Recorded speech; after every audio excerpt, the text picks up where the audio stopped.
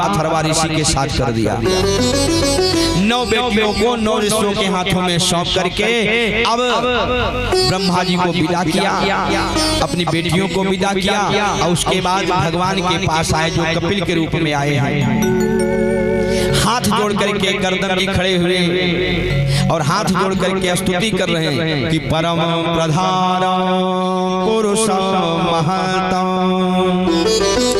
कालो कविंत्रे वृत्तिलोकपालो।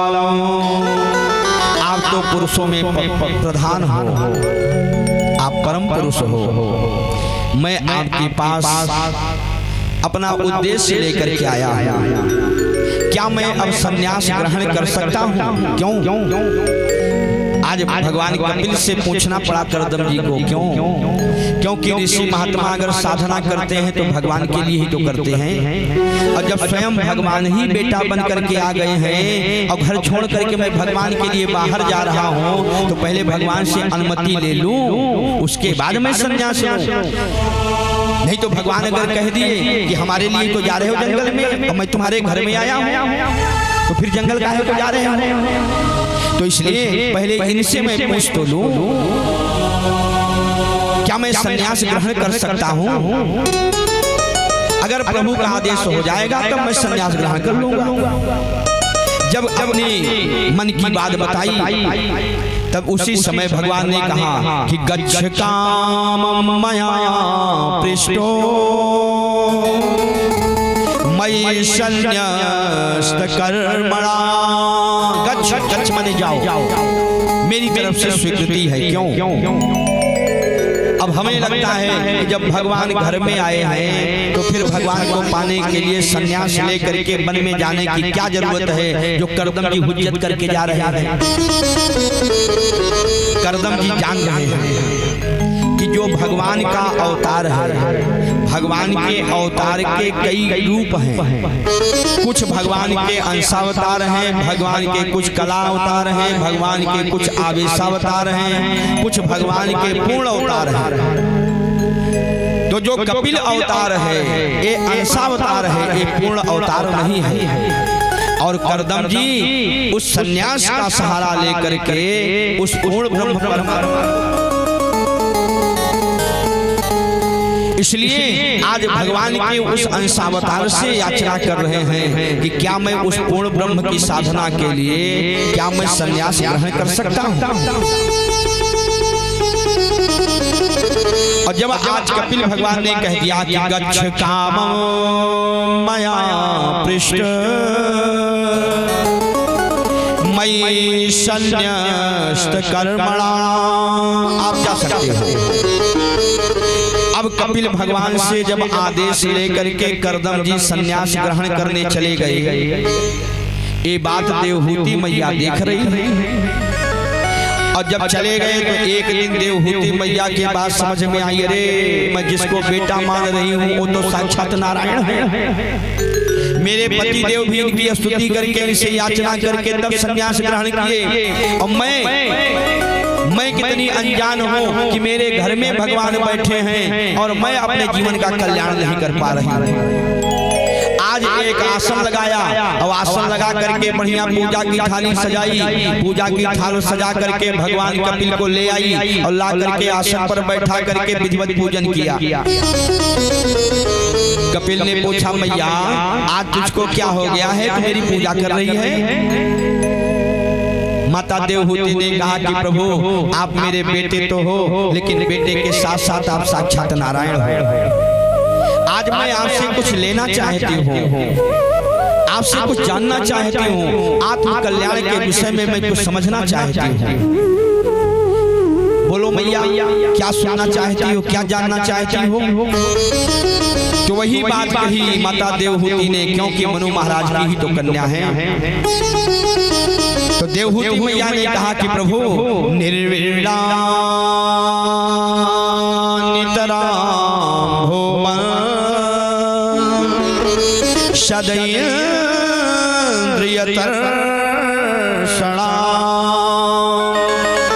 गोविंद आप हमको एक बात बताओ, इस संसार में मेरे जैसे भाग्यवान कोई दूसरी स्त्री नहीं होगी। जितना सुख मैंने अपने जीवन में भोगा है, इतना सुख संसार में किसी स्त्री को मिला नहीं है। जब मैं अपने पिता के यहाँ थी तो मेरे पिता मनु महाराज इस धरती के एकमात्र राजा थे। उनके यहाँ कोई ऐसी सुख सुविधा नहीं थी जो नहीं थी। सारे सुख मैंने भोगे। और उसके बाद जब मेरा विवाह हुआ तो आपके पिता करदम जी के साथ हुआ। उन्होंने भी अपने तपस्या के बल पर मुझे सारे सुख का भोग कराया। लेकिन गोविंद एक बात मुझको ये बताओ कि इतना सुख भोगने के बाद भी ये हमारी इच्छाएं अभी तक तृप्त क्यों नहीं हो रही हैं? इसका क्या कारण? भगवान मुस्कुराए, मैया इस संसार में जितनी भी चीजें हैं वो अपूर्ण है, कोई चीज पूर्ण नहीं है। और यदि तुम अपनी इच्छाओं को तृप्त करना चाहती हो, पूर्ण बनाना चाहती हो, तो तुमको उस पूर्ण परमात्मा से संबंध जोड़ना होगा, जिसके लिए उपनिषद बार बार उद्घोष कर रहा है कि पूर्णमदः पूर्णमिदं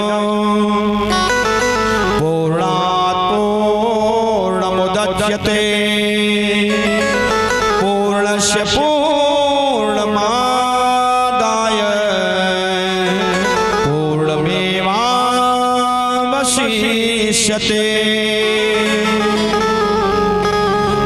वैसे उस परमात्मा से, क्योंकि वही पूर्ण है, उससे संबंध जोड़ दो, इच्छाएं पूर्ण हो जाएगी। प्रभु उस परमात्मा से संबंध कैसे जुड़ेगा? तो कहा कि उससे संबंध जोड़ने के लिए आपको सत्संग करना पड़ेगा। सत्संग के अलावा कोई दूसरा साधन नहीं है जो आप भगवान से अपना संबंध जोड़ सको। हनुमान जी से लंकिनी का जब संवाद हुआ, हनुमान जी ने एक मुक्का मारा जब लंका में प्रवेश करते समय लंकिनी को, तो उस लंकिनी को हनुमान जी ने कोई कथा थोड़ी सुनाई थी, केवल एक मुक्का मारा भर था। लेकिन कहा मार खाते ही लंकिनी क्या कहती है कि तात स्वर्ग अपवर्ग सुख धैर्य तुलाए अतुलनता ही सकल मिले जो सुख लो सत्संग। सत्संग ही एक माध्यम है जो उस परमात्मा से संबंध जोड़ सकता है। प्रभु ये सत्संग कब मिलेगा? कहा सत्संग तो तब मिलेगा मैया जब कोई सच्चा संत मिल जाए। देवहूति मैया ने कहा कि प्रभु संत को कैसे पहचाने, संत की पहचान कैसे करूं? क्योंकि इसी वेश में तो रावण भी गया था जानकी का हरण करने सन्यासी बनकर। इसी वेश में तो कालनेमी ने भी मार रोका। तो कैसे पता चले कि कहीं इसी वेश में कहीं रावण कालनेमी तो हमको नहीं मिल गया जिसकी शरण में हम आ गए। और बुजुर्गों की एक बात कही हुई है कि जंगल नहीं होता तो मोर कहाँ छिपते, और साधु नहीं होते तो चोर कहाँ छिपते। इसमें सब अच्छे थोड़ी है। तो आप हमको बताइए कि वो संतों को कैसे मैं पहचानूं, उनके लक्षण क्या हैं? तो कपिल भगवान ने कहा तितिक्षुवः कारुणिकः सुहृदः सर्वदेहिनां अजात शत्रवः शांता साधवः साधुभूषणः। संत का लक्षण क्या है? कहा संत तितिक्षु होता है, उसका कोई सम्मान कर दे तब भी और अपमान कर दे तब भी वो न सम्मान करने वाले के लिए उसका हितैषी बन जाता है और न अपराध करने वाले का शत्रु बन जाता है। वो मान अपमान में एक बराबर रहता है। तितिक्षुवः कारुणिकः वो जीवों को कष्ट में देख करके सब पर करुणा बरसाता रहता है, सबके प्रति प्रेम भाव रखता है, हमेशा शांत रहने वाला होता है। यही संतों के लक्षण हैं। वो किसी को अपना शत्रु, किसी को अपना मित्र नहीं समझता है, सबको एक समान देखता है। क्यों? क्योंकि वो परस्पर सब में एक ही भाव देखता है। क्या तुलसीदास जी कहते हैं, सिया राम मैं सब जग जानी और करहूं प्रणाम जोर जुग पानी। तो सब में मैं किसी को ये थोड़ी देखता है महात्मा कि यादव जी हैं, ये पांडे जी हैं, ये मिश्रा जी हैं, ये सेठ जी हैं, वो ये नहीं देखता है। वो ये नहीं देखता है ये गरीब है, ये धनवान है, ये बलवान है, ये रूपवान है, वो ये नहीं देखता है। वो क्या देखता है, सिया राम मैं सब जग जानी, सब में अपने गोविंद का दर्शन करता है। ऐसे संत की शरण में जाओ मैया, और जब ऐसे संतों की शरण मिल जाएगी तब तुम्हें प्रभु की शरण जरूर मिल जाएगी। इसीलिए महापुरुषों ने कहा कि प्यारे उस सदगुरु की शरण में जाओ, और जाने के बाद जो सदगुरु मार्ग बताएं उस मार्ग का अनुसरण करते हुए और परमात्मा से प्रार्थना करते रहो। कि कपिल भगवान ने कहा कि मैया केवल एक उपाय है, प्रभु की शरणागति। देवहूति मैया ने यहाँ पर भक्तों की जानकारी ली। मानस में बाबा तुलसी ने 4 प्रकार के भक्तों का वर्णन किया है। राम भगत जग 4 प्रकारा, सुकृत चारि अलग उदारा। भागवत में कपिल भगवान ने माता देवहूति को बताया कि 3 प्रकार के भक्त हैं, राजस, तामस, सात्विक। जैसे 3 गुण हैं, सात्विक, राजस, तामस, वैसे 3 प्रकार के भक्त हैं। तामसी भक्त, राजसी भक्त और सात्विक भक्त। सात्विक भक्त वो है जो साधना करता है और इसलिए भगवान की साधना करता है कि हमारी साधना से जगत का कल्याण हो। वो जगत के कल्याण के निमित्त साधना जो करता है वो सात्विक भक्त है। राजसी भक्त है, वो अपने सुख सुविधा के लिए साधना करता है। और तामसी भक्त वो है जो इसलिए साधना करता है कि हमारा बिगड़े बिगड़े लेकिन पड़ोसी का भी बिगड़े। तो किसी को कष्ट पहुंचाने के लिए जो साधना की जाती है वो तामसी साधना है। सात्विक, राजस, तामस 3 प्रकार के भक्तों का वर्णन किया। आज कपिल भगवान ने सांख्य शास्त्र का बड़ा प्यारा उपदेश किया देवहूति मैया ने।